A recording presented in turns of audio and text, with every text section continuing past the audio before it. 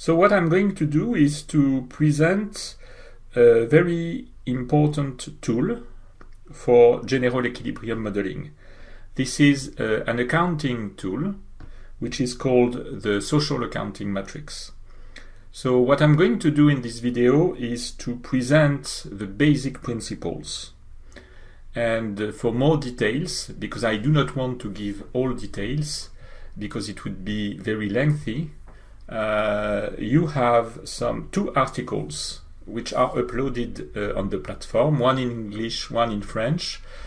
And of course, you can also upload some articles from internet, because there are many articles about social accounting matrix. So I will start with something very simple in this video. Why? This is because, of course, you've got these articles to have supplementary informations about social accounting matrix. But I'm going to give you in this video only the basic principle of construction, but also I will illustrate the constructions of a social accounting matrix with reference to the previous general equilibrium model, which I exposed in the previous video. You remember this economy which was described in this general equilibrium model. It was a very simple one with only one agent, one good, without government, without relations with the rest of the world, without savings, without investment. So it implies that the illustrations that I'm going to do in this video is very simple, with only a few data within the social accounting matrix. And what I'm going to do in the next videos, when I will complexify the general equilibrium model, well, I will introduce saving, investment, state, relations with the rest of the world, and more than one good. I will, of course, illustrate how the social accounting matrix is modified by the introductions of these new elements. So, what is a social accounting matrix? It is a comprehensive, flexible, and disaggregated framework. So, what I'm going to give you is the definition by Round, which is the article which is uploaded on the platform. So this definition starts with this: a comprehensive, flexible, and disaggregated framework. So it means that it deserves some comments, because in fact it is comprehensive in the sense that, well, you've got production activity, consumption activity, all the different types of consumption, final, intermediate, consumptions of capital. It is flexible and disaggregated, meaning that in fact you can push the disaggregations very far, because you can, of course, have only one representative household, but you may have also a social accounting matrix with many households representing different categories of the population. But also you may have in each sector only one activity, or you may have different activities. You may have also one productive factor, or two, capital and labor, or three, or four, or five, for example, productive factors. So it means that it's flexible, and you can disaggregate social accounting matrix very far. So a social accounting matrix is a comprehensive, flexible, and disaggregated framework that elaborates and articulates the generations of income by activities of production and the distribution and redistributions of income between social and institutional groups. So it is the complete definition provided by Round in 2003. And so the second part of this definition means that we do not have only the generations of income by activities of production, we also have the distribution of this income. So from the production activity to the productive factors, then from the productive factors to households or enterprises. And you have the redistributions of income, that is to say, when you have income in the hands of, for example, households, you have, in fact, taxes paid by households to the government, and you have redistributions of this income by the states to other social and institutional groups. So I would like to insist on the fact that the social accounting matrix is something very complicated because, in fact, the objective is very ambitious because it concerns all these operations within an economy during 1 year, and it is consistent because, in fact, you will see that it is a balanced presentations and consistent presentations of generations of income and distributions and redistributions operation. So social accounting matrix is at the basis of a computable general equilibrium model. So you have to keep in mind that in fact the linkage between a social accounting matrix and the general equilibrium model is very strong. It reflects exactly the same reality, economic reality. And in particular, social accounting matrix reflects various interdependencies existing in a socio-economic system in the same way as a general equilibrium model reflects these interdependencies. You remember that you've got this economic interdependence in the general equilibrium models. It's exactly the same thing in social accounting matrix.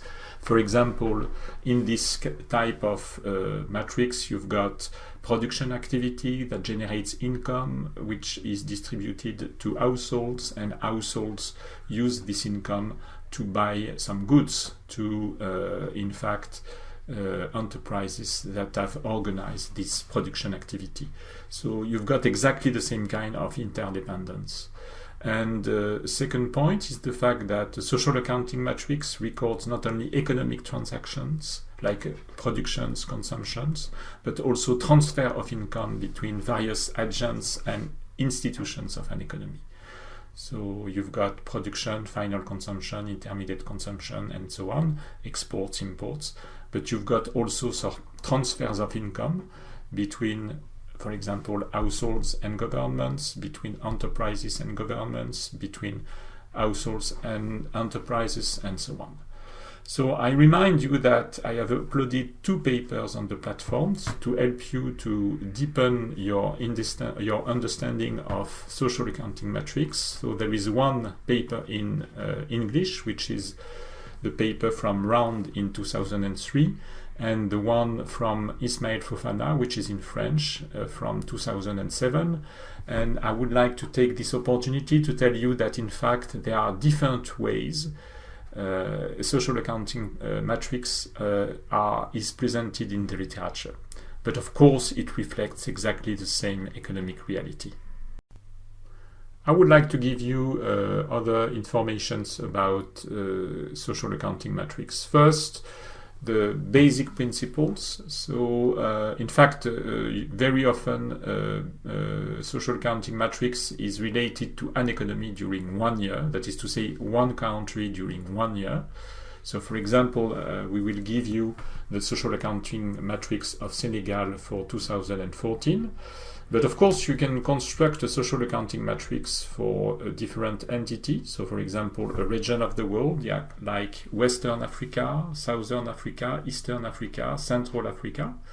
But you can also construct a social accounting matrix for a smaller entity, like, for example, a province or a village. You've got in the literature social accounting matrix and computable general equilibrium model for a village. And the period of time is 1 year, very often. And of course, you can imagine something different, social accounting matrix for a quarter or for a period of 3 years or 5 years. Second point is the fact that you've got a square matrix. So it means that in a social accounting matrix, you've got as many rows as you've got columns. I will illustrate this point very soon. And finally, you've got a balance between totals of each row and each column. So, for example, the first row, the total is equal to the total of the first column. Same thing for the second row and second column, and so on. Okay, so these are the main principles. I will illustrate a social accounting matrix very soon right now, but I would like to say that the source of information is first national statistical institutes, which are in fact the main source of information, in particular because you need a table, input-output table for the design of a social accounting matrix. You've got also information from central banks, and you may have also some information collected by international institutions. And so all this information allows you to create a social accounting matrix. And of course, it implies some problem because, in fact, the existence of various sources of information, but also the fact that for an economy during 1 year, all the economic transaction, all the transfers of income are not measured with an absolute precision. So it means that you've got some imbalances when you start to construct a social accounting matrix. And you've got some balancing techniques which are available that allow you to obtain a social accounting matrix. And this is something that I will present in the second curriculum, but you've got some ideas of balancing techniques in, for example, the articles that I have uploaded on the platform. So here is a social accounting matrix with design, which is from Payot and Thorbecke in 1976, and you will read exactly the same design in Round in 2003. So this is my preferred design of social accounting matrix.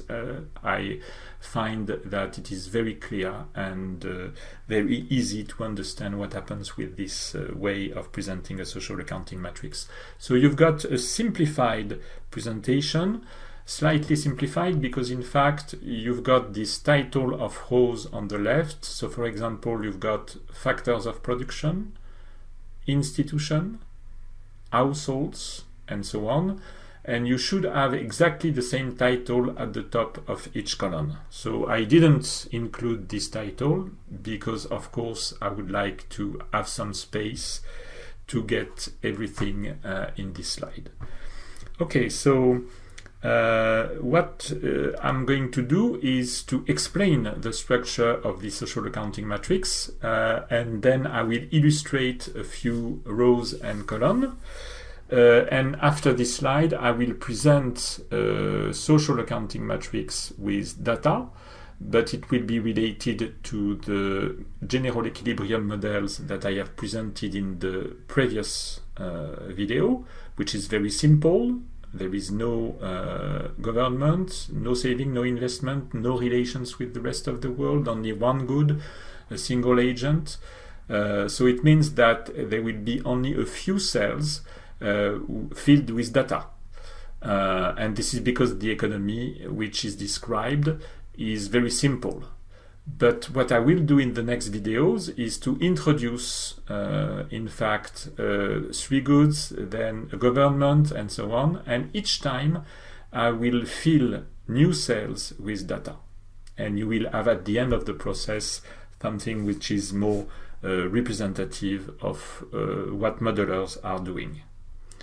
Okay, so you remember that we have to understand the formations of income, and then the distributions and redistributions of income through transfers. So it's very ambitious, and it is for one economy during 1 year.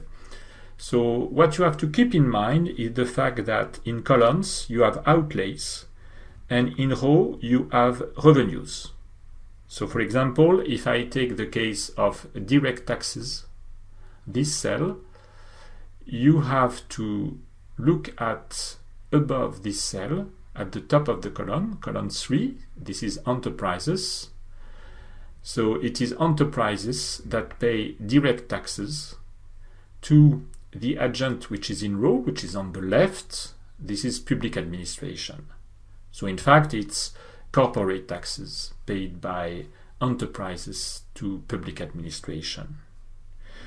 So you've got to keep in mind this principle to understand every cell. So I can give an illustrations with households. So in fact, in row, you have all the revenues, and in column, you've got all the outlays of households. So it is column 2 and row 2. So for example, column 2 is relatively simple to understand because in fact you've got inter-household transfers, okay? So it means that this is money paid by some households to other households. So for example, in fact, money paid by urban households to rural households when they belong to the same family. After that, you've got a second cell which is filled, which is in fact payment of taxes by households to public administration. Then you've got households which consume, that is to say that buy goods and services. And then you've got saving of households in the row capital account. So you've got all the utilization of the income, which is the income of households. And so the formations of households, of income for households is given by row 2, which is first cell labor income, second cell, well, money received from other households, that is to say inter-household transfers. Then you've got profit distributed by enterprises to households. And then you've got transfers to households by the government. For example, a government which give social transfers to households. And then you've got net current transfer from the rest of the world. So for example, if some citizen of a country decide to migrate to a foreign country to have a job and to get money and send this money to their family in the country of origin, these are remittances, and you've got some money within this cell. And so you've got the total of this row, so the last cell of this row 2, which is equal to the total of the column 2, which is the total household current outlays. Okay, so you can in fact understand what is in each cell and the constructions of the social accounting matrix. I would like to give you other comments about important lines and important rows and columns. So for example, you've got row 5 and column 5.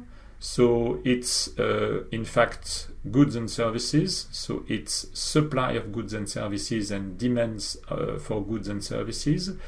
So in column you've got the supply. In fact, there are two sources of supply: the sales by domestic firms and imports. And these sources of supply are given in total with in gross term, that is to say you've also got the net taxes on products, that is to say the consumption taxes, for example the value-added tax, and the import duties. And in row 5 you've got in fact some cells which are filled. So first cell, this is consumption of household, so demands for goods and services by households, then consumption of government, then intermediate consumption, that is to say enterprises that buy goods to other enterprises in order to incorporate these goods within the production process. And then you've got the fixed capital formation, that is to say when enterprises buy capital goods. And then you've got demand from the rest of the world, that is to say exports. And so if you look at the total of this row, you've got the total demand of goods and services in this economy. And if you look at the total of the fifth column, you've got the total supply, and you must have total supply which is equal to total demand. Okay, I would like to comment the row 7 and the column 7. So you've got the capital account. So in row 7, you see that you've got saving of households, plus saving of enterprises, plus saving of governments. So it is the capacity to finance of this economy. And in column 7, you've got the investment by firms, that is to say the fixed capital formations. And you've got the foreign current account. So if this foreign current account is positive, it means that savings from households, enterprises, and government are enough to not only to finance fixed capital formations by firms, but also to accumulate some assets of the rest of the world, that is to say to finance the rest of the world. If this foreign current account is negative, it means that the rest of the world finances the economy, because in fact savings from households, of enterprises and of governments are not enough to finance fixed capital formation. So you've got here another social accounting matrix, and this time a few cells are filled with data. So it's the same presentation as the previous one, except that right now we have a differentiation between labor and capital in the row factors of production. And so it means that we have a new row, so we have 9 rows. And remember that you've got exactly the same titles for the columns from 1 to 9, and so you've got 9 columns. So this is in fact the social accounting matrix, which is related to the computable general equilibrium model that I have presented in the previous video. So an economy with one agent, a single good, no government, no savings, no investment, no relations with the rest of the world. So something very simple, and that's the reason why there is not many cells here filled with data. So in the next videos we will fill these cells with data corresponding to all these new assumptions that we will introduce in the computable general equilibrium model. We start with, for the explanations of the social accounting matrix, with the production of goods and services, and in fact the activities. So in fact there is an activity of producing goods and services which corresponds to productions of 10,000. So it means that we've got an activity that generates an income of 10,000. This allows, in fact, to give remuneration to productive factors, 3,000 to labor, and 7,000 to capital. In fact, labor is owned by households. So it means that households has an income coming from their ownership of the labor productive factor. And in fact, the remunerations of capital of 7,000 is given to enterprises. And in fact, the enterprises decided to distribute profits to households, because households have stocks on these enterprises. So it means that the total income of households is 10,000. And so it means that with this income, households can spend money in the consumption of goods and services for a total amount of 10,000. So you remark that the total of column 3, 10,000, is equal to the total of row 3, 10,000. And it's true for every row and column. For example, for the first row and the first column, so you've got the total remunerations of labor, the total is 3,000, and you've got the remuneration, the factor labor, which gives 3,000 to the owners of the factor labor households. And so the total is also 3,000, and you've got exactly the same thing for each pair of column and row.